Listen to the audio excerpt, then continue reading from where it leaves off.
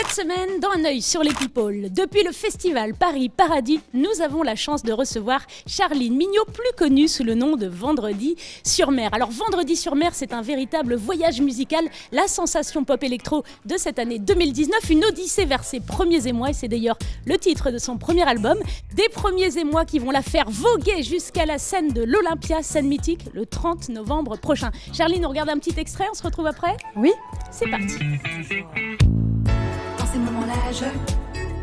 ces moments-là, je ne sais pas. Je crois que s'aimer ne suffit pas. Dans ces moments-là, je ne sais pas. Je crois que s'aimer ne suffit pas. Alors Charline, ton nom Vendredi sur mer, c'est déjà en soi une invitation au voyage. Est-ce que ça a été pensé et voulu comme ça ? Exactement. Ah. Ouais, c'était l'idée. J'avais envie de quelque chose de singulier et qui justement amène au voyage, quelque chose d'un peu poétique. Donc j'ai choisi ce nom. J'ai fait un petit mix de mots et je trouvais ça sympa. Donc je l'ai gardé. Et surtout qu'en plus, toi, tu es né loin de la mer puisque tu es suissesse, c'est ça ? Exactement. Il y avait le lac à côté de chez moi, mais il n'y avait pas la mer, ouais. Et alors donc, on va parler voyage dans cet album, mais plus précisément d'un voyage amoureux. Alors est-ce que tu peux nous présenter un petit peu cet album, justement ? Oui, c'est un album qui est un peu comme un journal intime finalement, qui retrace toutes mes chagrins, mes amours, mon premier amour, etc. Donc c'est un album de l'adolescence jusqu'à maintenant, et il y a des chansons qui sont plus actuelles aussi, mais c'est vraiment, oui, des chansons intimes et très sensuelle aussi, on peut le dire. Oui, sensuelle, parfois très brute. Parfois presque sexuelle, en tout cas sur le dernier titre. Exact, c'est celui qui est le plus dans le présent. Exact. Et il permet de pouvoir envisager la suite et de voir ce qui peut se passer peut-être après. Les futurs émois. Les futurs émois, exactement, ouais. Dans ta façon de parler, parfois même dans certains titres de chansons, on est vraiment sur du jeu de mots, on sent vraiment que tu es passionné par les mots. Et il y a justement dans ton style ce parler-chanter. Alors est-ce que tu te considères davantage comme une chanteuse ou comme une conteuse ? Ou les deux ? Très bonne question. Je pense que je me situe un peu entre les deux, c'est-à-dire que j'aime bien raconter une histoire, et j'aime bien l'idée qu'elle soit chuchotée à une oreille. C'est quelque chose qui me plaît, je trouve ça délicat, et en plus on doit choisir les mots parce qu'ils sont parlés et qu'ils sont pas cachés derrière une mélodie, donc j'adore tout ça. Et le chant se rapporte ce côté un peu catchy, etc. Ouais. Mais ouais, je pense que je suis entre la narratrice et la chanteuse. J'écris des chansons, je ne les chante pas. Et ton nom, je ne le dis pas. C'est des histoires que tu t'inventes. Romance d'un soir si ça t'enchante. Faut pas le dire, mais c'était court, faut pas l'écrire, ça pue l'amour, ça sert à rien, pourquoi courir ? Il y en a plein des filles désirs. Charline, on va parler un petit peu maintenant de la pochette de l'album. Alors, tu as un passé de photographe, donc j'imagine que pour toi, c'était très important. Comment est-ce que tu as choisi cette composition ? C'est très dur de choisir une pochette d'album. C'est assez compliqué, on passe par plein d'étapes. Mais ce que j'aimais bien dans cette idée, c'est qu'il y avait la notion de féminité, avec la Vénus de Botticelli, et tout ce que le tableau implique, sans rentrer dans les détails, mais il y a une notion de douceur, elle est instable, fragile en même temps. Et il y a des éléments et des personnages très tranchants. Et donc c'est en ça où effectivement je trouvais que ça avait un beau lien. C'est-à-dire qu'il y a des chansons qui peuvent être très brutes, d'autres qui peuvent être très belles, très douces, et d'autres qui peuvent être avec des paroles tristes mais une mélodie joyeuse. Donc c'était un beau parallèle, je trouvais. Voilà, un petit coquillage évidemment que j'ai sur scène aussi. Et puis voilà, du rose, ça me paraissait essentiel, du rose et du bleu, pourquoi pas. Tu évoques effectivement cette pochette avec cette dualité de couleurs. Il y a le bleu, il y a le rose. Et le choix du coquillage aussi est très dual, puisqu'on a ce côté coquille, très féminin, et puis ce côté coquille Saint-Jacques, donc très masculin. Et justement, dans l'album, le genre est un petit peu brouillé. Alors, est-ce que tu as eu justement envie de t'adresser à tout le monde, et quelle que soit son orientation sexuelle, pour brouiller un petit peu les genres? Comment est-ce que tu t'es positionné? C'était intéressant de pouvoir travailler sur des personnages, de mettre à la fois dans la peau d'un homme parfois dans les chansons, d'une femme, une femme qui parle d'une femme et inversement. Je sais pas si c'est pas tant pour brouiller les pistes, c'est simplement que j'étais joueuse de ça, de pouvoir aller toucher un peu tout ça. C'est mon histoire, mais finalement c'est des choses que tout le monde peut vivre, tout le monde a vécu, donc et que ça peut toucher plein de gens. Et je fais de la musique pour que ça touche des gens et que ça leur plaise, qu'ils s'identifient. Et c'est vrai que parfois c'est il, parfois c'est elle, et puis parfois ça peut être l'un et l'autre, comme dans Écoute chérie. On l'écoute ? Allez, c'est parti.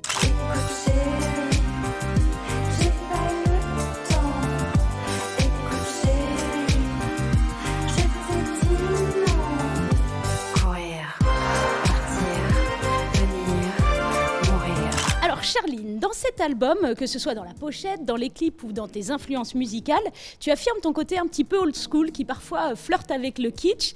Et justement, nous avons décidé de te soumettre à l'interview rétro. Alors si tu devais te regarder dans le rétroviseur et remonter quelques années en arrière, est-ce que tu dirais que la Charline des débuts est similaire à la Charline d'aujourd'hui ? Pas du tout. Et même la Charline d'avant l'été, en fait, à chaque fois qu'on avance, il y a toujours un pas de plus. Et clairement, non, pas du tout. La musique, ça fait grandir et les thèmes varient et donc on s'enrichit, on se nourrit. Donc non, rien à voir, vraiment rien à voir. Et d'ailleurs, tu as dit une chose intéressante, tu as dit que plus le temps avançait, plus finalement la personne de Charline se rapprochait du personnage de Vendredi sur mer. Oui.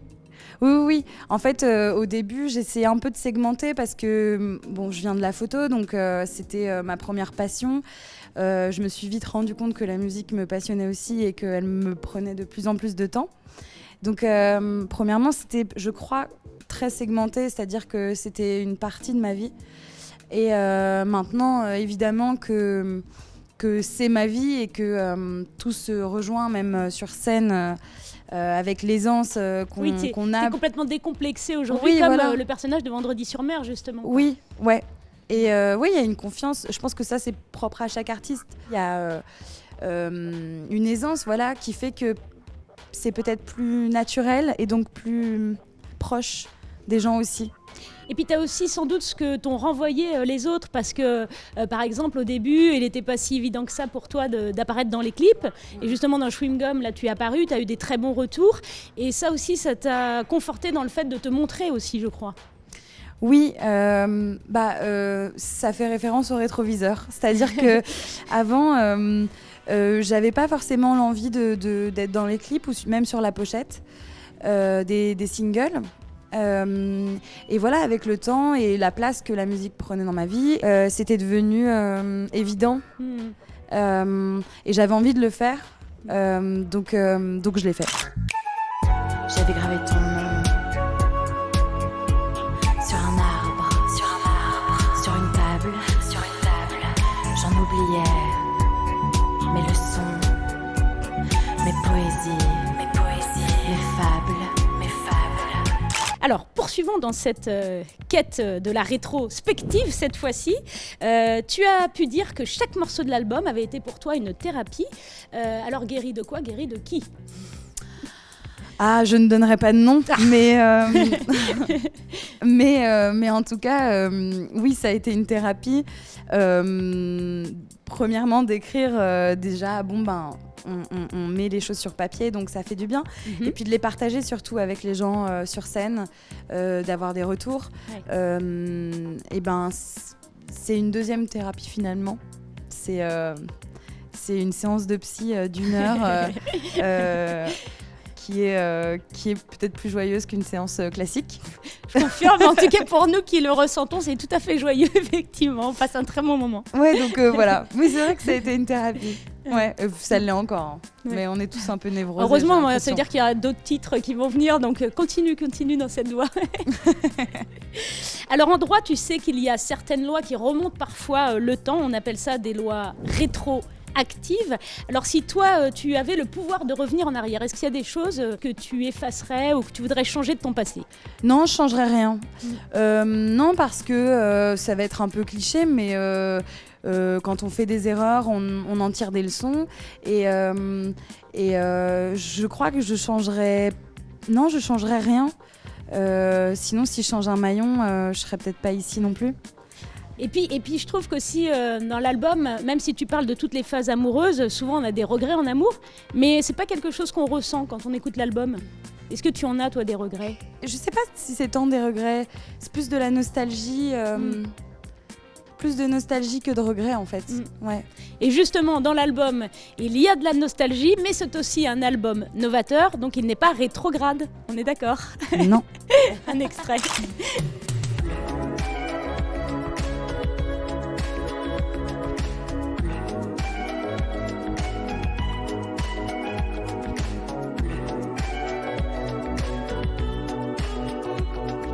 Alors Charline, maintenant nous allons ensemble jouer au vrai-faux. Alors vrai ou faux ? L'album a effectivement été écrit un vendredi sur mer. Moyennement faux, Ouais. moyennement Un vrai. vrai comme on l'appelle. Ouais, il a été écrit principalement à la mer. Ça c'est vrai pour le coup.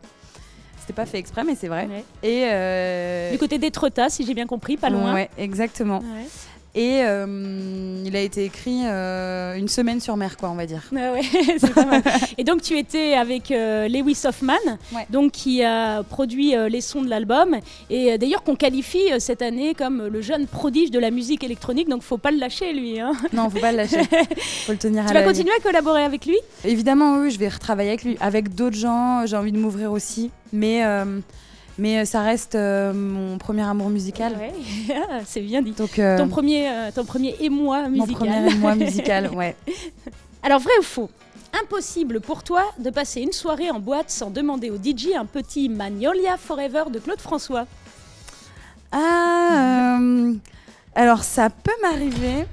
Bon, je vais rarement en boîte. Je préfère les canapés en velours où on boit un petit bourbon tranquillement. Alors vrai ou faux ?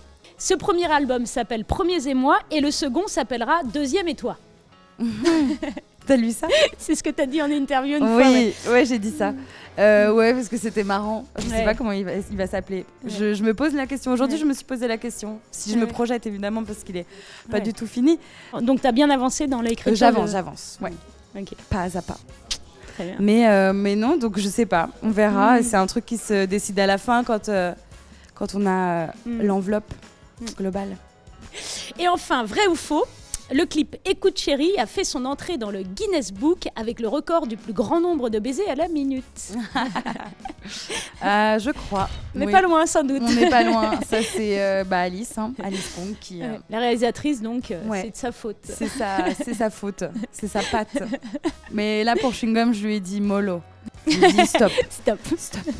Et ben nous aujourd'hui on te dit merci parce que tu nous auras fait voyager beaucoup mieux qu'un dimanche à la montagne, qu'un mardi à la campagne. On a pu voyager grâce à Vendredi sur mer qu'on peut écouter tous les jours de la semaine et puis qu'on peut retrouver surtout sur scène, en tournée et notamment le 30 novembre à l'Olympia. Un grand merci à toi Charline. Merci beaucoup. C'était top, merci beaucoup. Merci.